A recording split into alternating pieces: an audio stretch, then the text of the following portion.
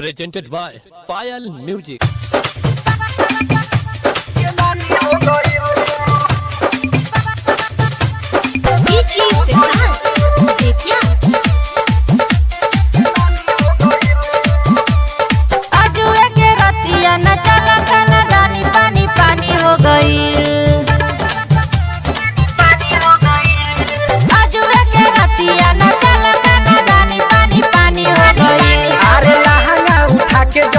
चलू तो याद सबके नानी हो गई।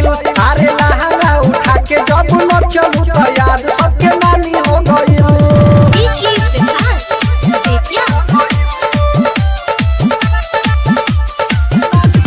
आइल बानी नाचे अपना सखी के बारात में, नजरी गढ़वला तू पहिले नु रात में। नाचल छोराई या छोराई काम धाम के, ग्यारह में सारा मोलाई भाव आम के। कैला ऐसा काम भइल सलदी जुखाम परेशानी हो गई। कैला ऐसा काम भइल सलदी जुखाम परेशानी हो गई। अरे लहंगा उठा के जब न चलू तो याद सबके नानी हो गई। अरे लहंगा उठा के जब न चलू तो याद सबके नानी हो गई।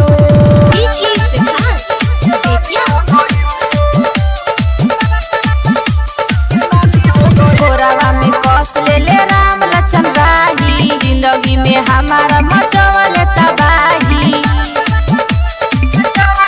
हाय हाय बहू न परी हतू हमनी के फेर में, काम करी रतिया हिसाब है सबेर में। भइले नादानी बिट्टू कइल छेड़ा खानी बड़ी हानि हो गई।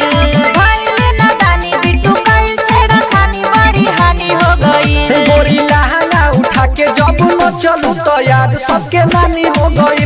गोरी लहंगा उठा के जब न चलू तो याद सबके नानी हो गई।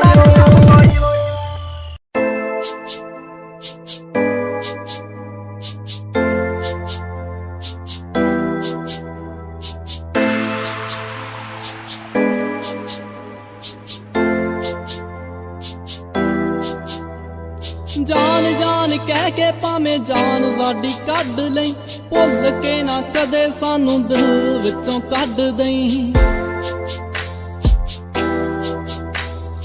जान जान कह के भावे जान वाडी कढ लई, भुल के ना कदे सानू दिल विचों कढ दई। तेरे बिना एक एक पल भी मार मारे असीं कट दे।